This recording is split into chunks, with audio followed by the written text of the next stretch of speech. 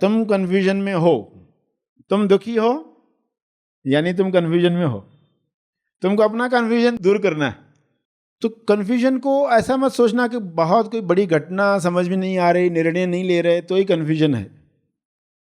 हर छोटी बात से आपको पता चलेगा कि आप किन किन कंफ्यूजन्स में हैं, आपको कौन सी बात पर गुस्सा आ रहा है, वो इंडिकेशन दे रहा है आप कंफ्यूजन में हो।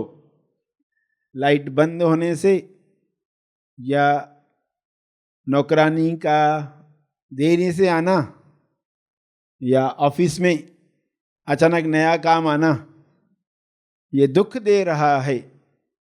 तो मन कहीं तो कहीं कंफ्यूजन में है, जिसके अंदर धारणा है कि अचानक काम नहीं आने चाहिए, जिसके अंदर धारणा है कि लोगों ने टाइम पर आना चाहिए, उनके टाइम के अनुसार आना चाहिए, लोग कंट्रोल में रहने चाहिए, लोग जो है कंट्रोल में रहने चाहिए। हम जैसे सोचते हैं, इंसान अगर कंफ्यूजन में नहीं है तो सब खुश है उसके आसपास, और इंसान कंफ्यूजन में है तो सब दुखी है। खाली लिविंग चीज़ें नहीं, नॉन लिविंग चीज़ें भी दुखी रहती है उस इंसान के प्रेजेंस में, क्योंकि वो कुछ भी नए तरीके से देखना ही नहीं चाहता। सभी को शुभेच्छा। हैप्पी थॉट्स यूट्यूब के दर्शकों का आज के एपिसोड में विशेष स्वागत है। आज का विषय है, यदि जीवन में उलझन हो तो ये जरूर सुने। जीवन की उलझन को कैसे सुलझाए, how to get rid of confusion. हर इंसान को कभी ना कभी कंफ्यूजन होता ही है, कुछ लोगों को कंटिन्यूस होता है, कुछ लोगों को कभी कभार होता है।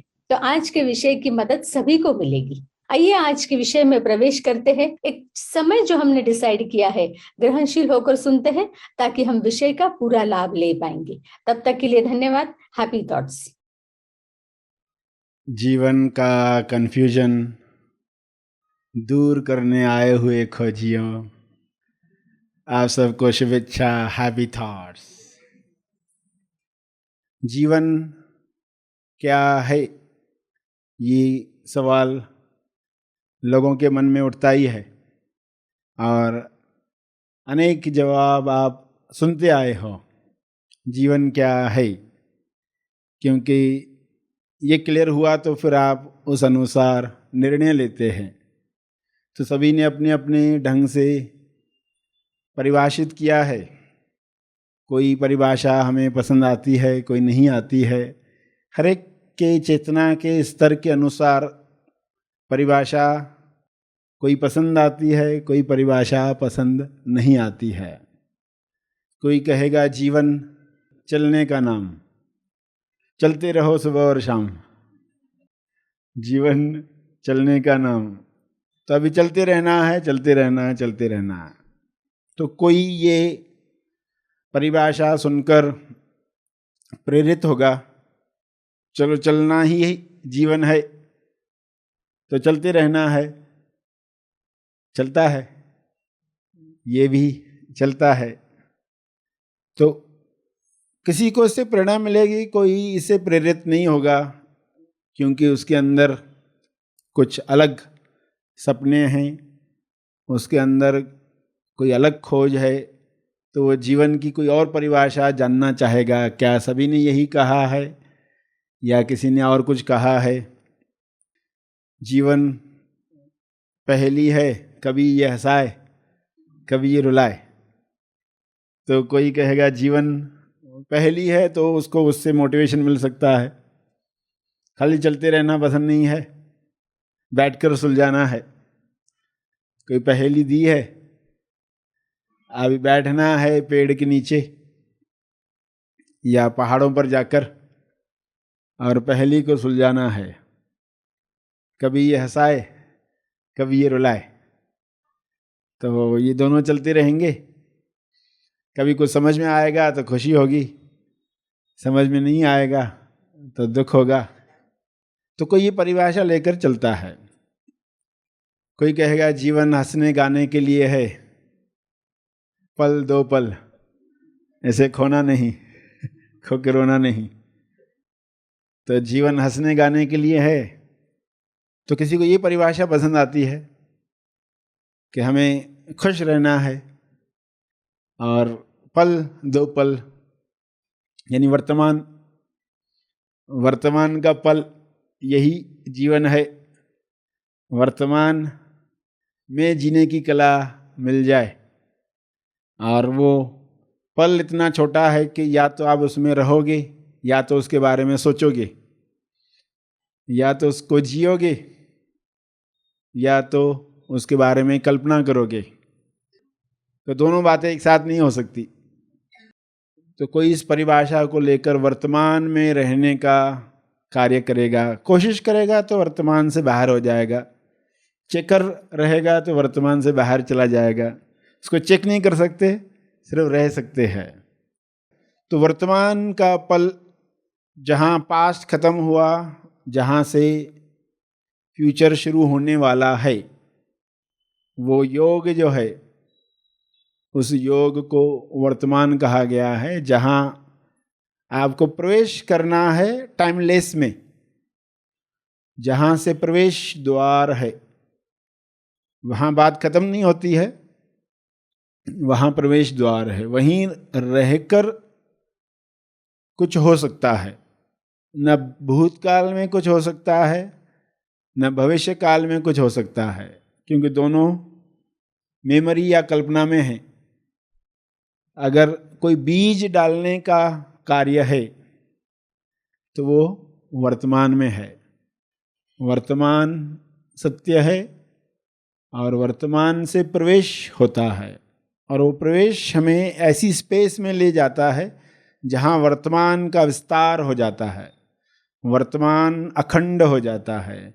जहाँ वर्तमान जो लग रहा था एक छोटा क्षण है, वही वर्तमान नेवर एंडिंग बन जाता है। उसकी लेंथ जो लग नहीं रही थी लेंथ है, वही स्पेस बन जाता है जिसमें ब्रह्मांड समा जाता है।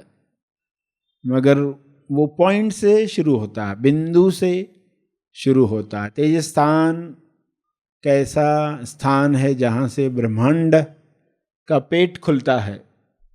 ब्रह्मांड गला इतना छोटा होता है मगर उससे खाना गुजरकर पेट में पहुँचता है। तो ऐसा बिंदु जहाँ से गुजरकर ब्रह्मांड के पेट में पहुँचते हैं। तेज स्थान से गुजरकर, तेज स्थान ऐसा स्थान जहाँ इंसान को रहने की कला सीखनी है, क्योंकि वो डोर है जो द्वार बनेगा प्रवेश करवाने के लिए। और जो बातें बुद्धि से हम समझ रहे थे वो हमारा अनुभव बनने लगती है। जीवन के कन्फ्यूजन दूर होते हैं। जीवन के कन्फ्यूजन से मुक्ति पानी है तो जीवन को समझ रहे हैं, और जीवन वर्तमान है, जीवन का क्षण द्वार है, इससे गुजर जाना है, आर पार हो जाना है।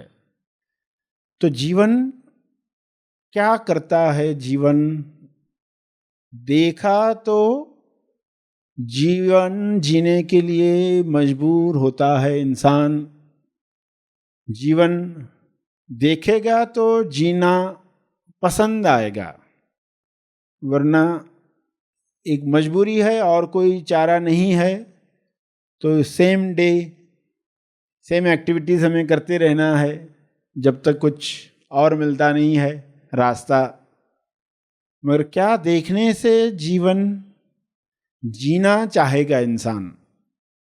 जीवन देखकर ही जीवन जीना चाहेगा इंसान। जीवन को देखना सीखें। तो जीवन को देखना है जब कहा तो जीवन की परिभाषा का विस्तार आपको समझ में आएगा कि ये कोई शब्द नहीं है, ये ऐसी स्पेस है, ऐसी जिंदा चीज़ है, ऐसा अनुभव है जिसको देखने की कला आनी चाहिए। जिसे देखा तो यस हमें जीने की प्रेरणा मिलती है, हम भी जिएं, हम भी जिएं ऐसा महसूस हो। कुछ लोगों को देखकर आपको लगता है यस हम भी जिएं, जीवन ऐसा है तो हम भी जिएं। वरना लोगों का जीवन देखते हैं तो क्या पंक्ति निकलती है, ये जीना भी कोई जीना है। तो ऐसी पंक्तियां क्यों निकलती हैं? क्योंकि वो जीवन आप देखते हैं कि कैसे उलझा हुआ है, कंफ्यूजन में है।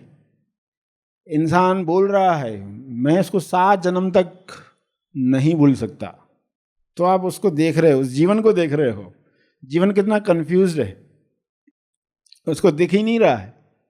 वो जो बोल रहा है वो बोलने के साथ वो कैसी तैयारी कर रहा है, कैसे जीवन को आकर्षित कर रहा है ये बोलकर।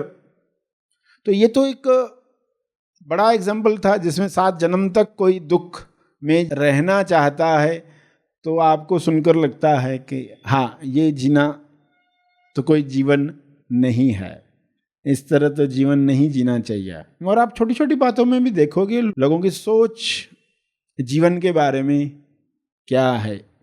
वे जब कुछ कर रहे हैं, कुछ कह रहे हैं, और जो जीवन को समझ रहा है वो देखेगा जब, तो उसके मन में यही आएगा कि ये जीना कैसा जीना है।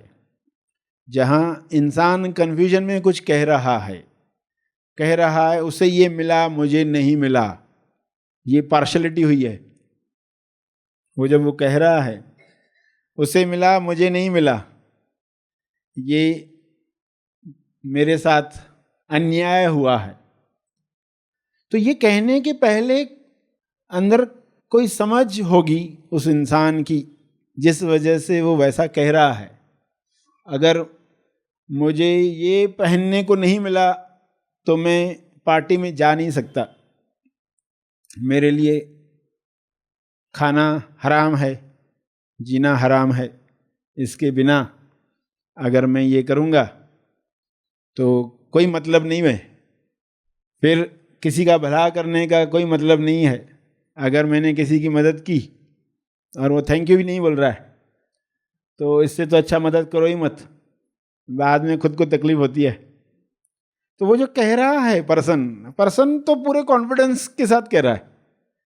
लोगों के जो भी टॉक सुनोगे तो हर एक जो कह रहा है उसमें उसका कॉन्फिडेंस झलक रहा है, क्योंकि ऐसा नहीं हुआ तो फिर कोई फायदा नहीं है। तुम्हारा कस्टमर किसी और दुकानदार के पास गया है तो तुमको ये करना चाहिए। सामने वाले दुकानदार का कस्टमर हमारे पास कैसे आया, उसके लिए क्या तिकड़म चलाना चाहिए। एग्जाम्पल्स है अलग अलग एरियाज के, कोई बिजनेस का, कोई एक हाउसवाइफ का एग्जाम्पल, एक विद्यार्थी, एक स्टूडेंट का जो कॉपी करके पास होना चाहता है, जो सोच रहा है कि बाकी लोग कर रहे हैं तो मैं क्यों न करूं, और बाकी लोग कॉपी करके ज़्यादा मार्क्स ले रहे हैं, मैं ही क्यों ईमानदारी से मार्क्स लूं। तो वो जो कह रहा है उसको लग रहा है कि मैं बिल्कुल सही सोच रहा हूं, मुझे कोई कन्फ्यूजन नहीं है, मैं जो सोच रहा हूं बिल्कुल मैंने खुद देखा, ये मेरा अनुभव है। लोग ना ऐसा करते हैं, लोग ना ऐसे रहते हैं, लोग सीधी उंगली से घी नहीं निकलता है, उसको टेढ़ा ही करना पड़ता है, ये मेरा अनुभव है। वो जो पर्सन कह रहा है वो कह रहा है मेरे अनुभव से मैं कह रहा हूं, मगर वो किस कन्फ्यूजन में है। क्योंकि मापदंड क्या होगा, मापदंड होगा वो इंसान अपनी परिभाषा से दुख भुगत रहा है या आनंद में है। दुख भुगत रहा है इसका अर्थ ही कि वो एक गलत परिभाषा में उलझा हुआ है, वो कन्फ्यूजन में है। वो कन्फ्यूजन में माँ बच्चे को पीट रही है, बच्चा फेल हुआ है, वो उसको पीट रही है। वो बच्चा जो महापुरुष बनने वाला है फ्यूचर में, माँ पीट रही है, माँ कन्फ्यूजन में है, माँ कन्फ्यूजन में है। अब माँ को कोई बताएगा तुम कन्फ्यूजन में हो, बोले बिल्कुल नहीं, मैंने इतनी बार उसके साथ सरफोड़ी की है, मैं इतनी बार उसके साथ गणित करवाने के लिए बैठी, उसको इतनी बार समझाई ये फार्मूला, मगर ये फार्मूला समझता ही नहीं है। बच्चा माँ की फार्मूला नहीं समझ रहा है, क्योंकि उसको नई फार्मूला क्रिएट करनी है।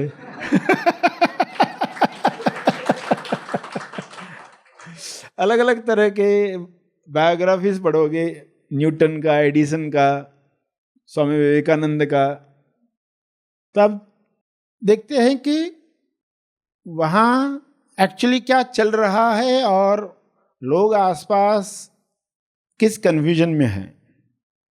और वो कन्फ्यूजन भविष्य में उन घटनाओं के होने के बाद जब भविष्य वर्तमान बनकर आएगा तब क्लियर होगा।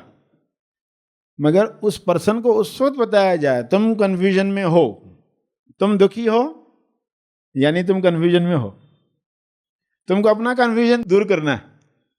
कन्फ्यूज होना बुरा नहीं है, फ्यूज उड़ना चाहिए, कान का फ्यूज, कन्फ्यूजन होना चाहिए, ताकि आप तथ्य से निकलकर सत्य तक पहुंचे, सत्य से तेज सत्य तक पहुंचे। तो ये तो उल्टा कृपा है कि हमें तुरंत इंडिकेशन दी जाती है, दुख की फीलिंग देकर तुरंत इंडिकेशन दी जाती है, कन्फ्यूजन से बाहर आओ, तुम कन्फ्यूजन में हो, कन्फ्यूजन से बाहर आ जाओ। और कन्फ्यूजन से बाहर आने के लिए जो चीज चाहिए वो उपलब्ध है, वो उपलब्ध है, सिर्फ आंख खुलने की देरी है। तो कन्फ्यूजन को ऐसा मत सोचना कि बहुत कोई बड़ी घटना समझ में नहीं आ रही, निर्णय नहीं ले रहे तो ही कन्फ्यूजन है। हर छोटी बात से आपको पता चलेगा कि आप किन किन कन्फ्यूजन में हैं, आपको कौन सी बात पर गुस्सा आ रहा है, वो इंडिकेशन दे रहा है आप कन्फ्यूजन में हो।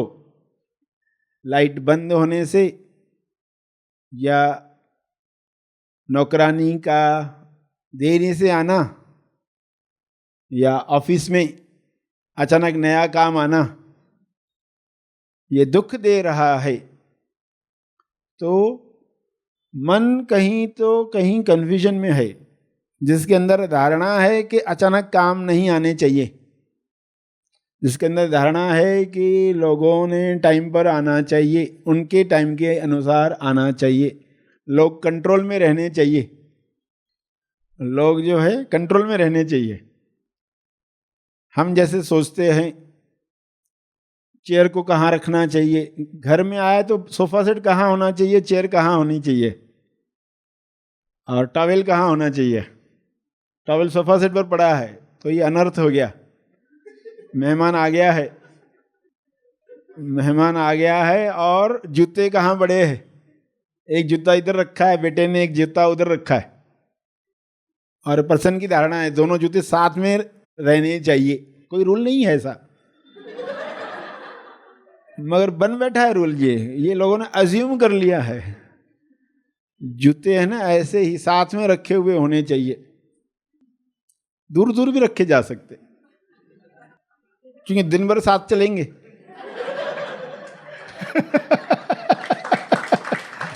तो थोड़ी दूरी जरूरी है, थोड़ा गैप देते ना, बाद में लोग अच्छा चलते साथ में, मिलते हैं बिछड़ते हैं फिर मिलते हैं तो अच्छा लगता है, मिस करते एक दूसरे को। कंटिन्यूस सर पर बैठेंगे एक दूसरे के तो लोगों को नफरतें होने लगती है। मगर मन में तो है कन्फ्यूजन। कन्फ्यूजन क्या है, साथ में जूते हमेशा साथ में रहने चाहिए और टॉवेल हमेशा टंगा हुआ होना चाहिए। वो बोलता कभी मैं भी सोफा सेट पर बैठूं।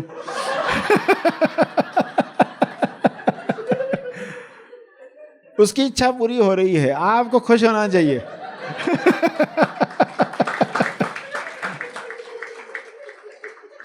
और उठा के आप टांग दो, अभी काफी देर सोफा सेट पर रहे, काफी आराम किया, अब टंग जाओ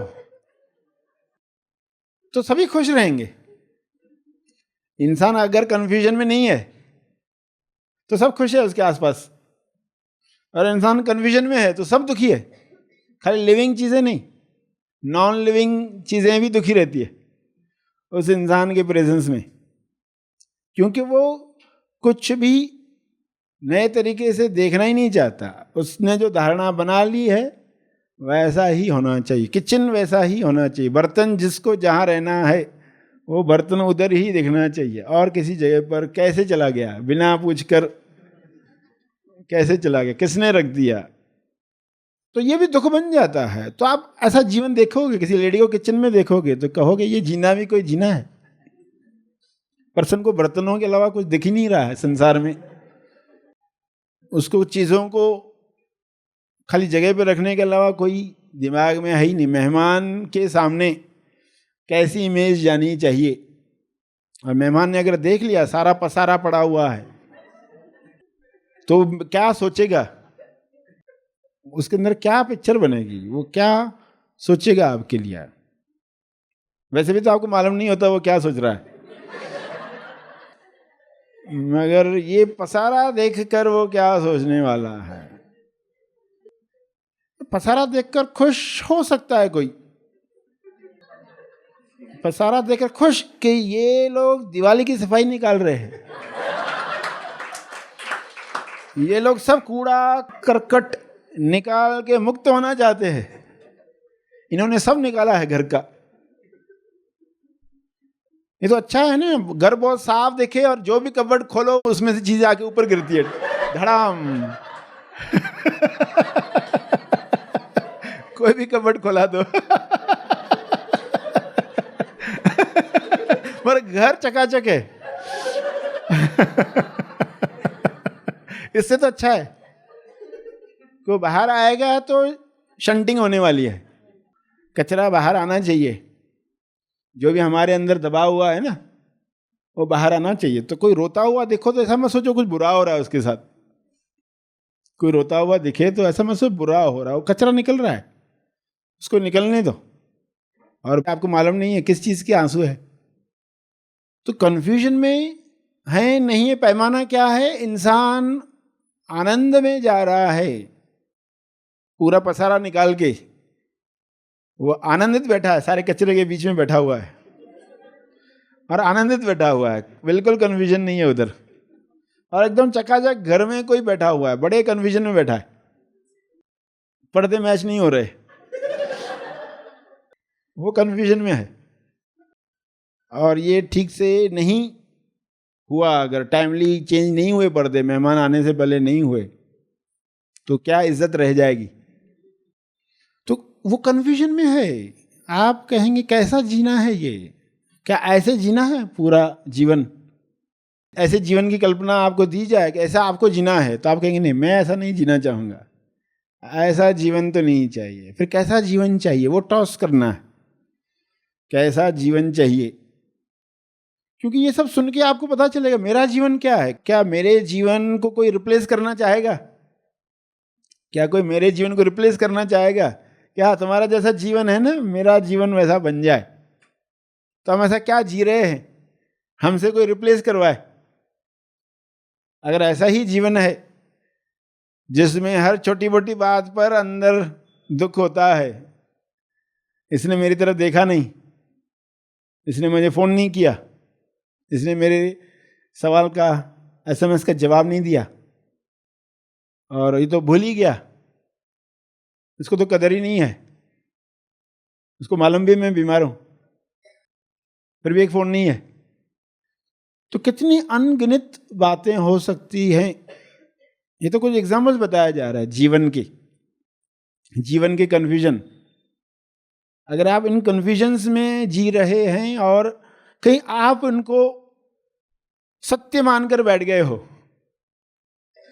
आप ये मानकर बैठे हो हाँ ये होना ही सही है, अगर इस मापदंड में नहीं होता है तो कुछ गलत चल रहा है, तो वो कन्फ्यूजन आपका दूर होना चाहिए कि कुछ गलत नहीं चल रहा जीवन में, गलत नहीं चल रहा। क्योंकि जीवन है क्या, जीवन की परिभाषा समझोगे, छोटी विजिट के बारे में समझोगे, तो इन सब बातों से आप बाहर आ जाओगे। अब कहोगे कोई कन्फ्यूजन नहीं है।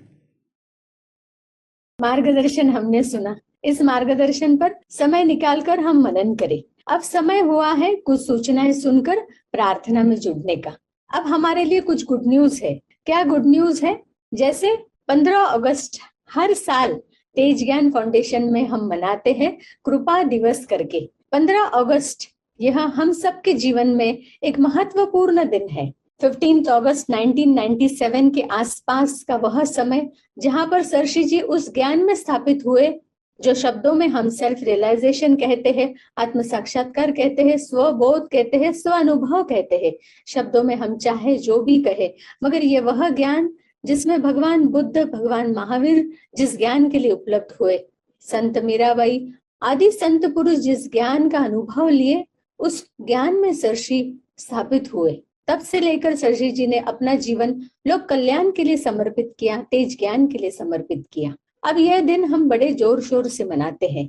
इस बार हम डिजिटली मनाने वाले हैं, तो अलग अलग प्रोग्राम्स रखे हैं। तो कौन से प्रोग्राम्स का हम लाभ लेने वाले हैं? 1 से 7 अगस्त इन दिनों में हम अपने फ्रेंड्स, रिलेटिव्स को सब्सक्राइब करवाने के लिए जोड़ सकते हैं हमारे चैनल को, ताकि वे भी इस ज्ञान का लाभ ले सकते हैं। तो ये पूरा हफ्ता मौका है हमारे लिए, विशेष ध्यान देकर अपने फ्रेंड्स, रिलेटिव्स को हम जोड़े। फिर 8 अगस्त को जितने भी खोजियों ने सरशी जी को YouTube पर सुना है मगर आश्रम देखा नहीं है, तो उन सबको मौका है ऑनलाइन मनन दर्शन पिकनिक का, जहां पर हम देखने वाले हैं फेसबुक द्वारा ऑनलाइन मनन दर्शन। तो मनन दर्शन जो हमारा मनन आश्रम है उसको हम फील करने वाले हैं, उसका वर्चुअल ट्रिप करने वाले हैं। तो सभी इसके लिए जुड़ सकते हैं, और जितने भी खोजी इस क्षण सुन रहे हैं, देख रहे हैं, वे सारे खोजियों को मौका है, सभी इस वर्चुअल पिकनिक में जुड़ सकते हैं। बहुत ही सुंदर अनोखा आश्रम है, हम घर बैठकर आश्रम को देख सकते हैं। समय है दोपहर को 2 से 3:30 बजे तक का। तो आइए 8 अगस्त को इसका लाभ लेंगे। 10 अगस्त को शाम को 7 से 8:30 बजे होलिस्टिक हेल्थ पर हम लाभ लेने वाले हैं, तो स्वास्थ्य पर कुछ मार्गदर्शन सुनेंगे। 12 अगस्त रिश्तों पर हम सुनने वाले हैं फेसबुक में 7 से 8:30 बजे। 14 अगस्त अनलॉक योर ट्रू पोटेंशियल शाम को 7 से 8:30 बजे। इन सभी कार्यक्रमों का हम खुद लाभ ले, औरों को लाभ दे, और फिर हम जुड़ने वाले हैं सबसे महत्वपूर्ण दिन के लिए 15 अगस्त। 15 अगस्त इस दिन पर हम प्रत्यक्ष सरशी जी को सुनने वाले हैं। समय है दोपहर को 1 से 3:30 बजे तक, और विषय है ध्यान की रेती में ज्ञान की खेती कैसे करे, पृथ्वी जीवन सफल कैसे करे, your birth on earth is worth dash. तो ये डैश में क्या डालना है उस दिन हम सब मिलकर समझने वाले हैं। इन सभी कार्यक्रमों का लाभ लेकर 15 अगस्त हम सरशी को प्रत्यक्ष सुनेंगे। तो आइए अब हम प्रार्थना में जुड़ते हैं। तब तक के लिए धन्यवाद। Happy talk. सरश्री द्वारा दिया गया यह संदेश तेज ज्ञान का केवल परिचय मात्र है, तेज ज्ञान नहीं। तेज ज्ञान सरश्री महा आसमानी परम ज्ञान शिविर में प्रदान करते हैं। इसका असली आनंद आप शिविर में भाग लेकर ले सकते हैं। यह शिविर आप ऑनलाइन भी कर सकते हैं। अधिक जानकारी के लिए संपर्क करें।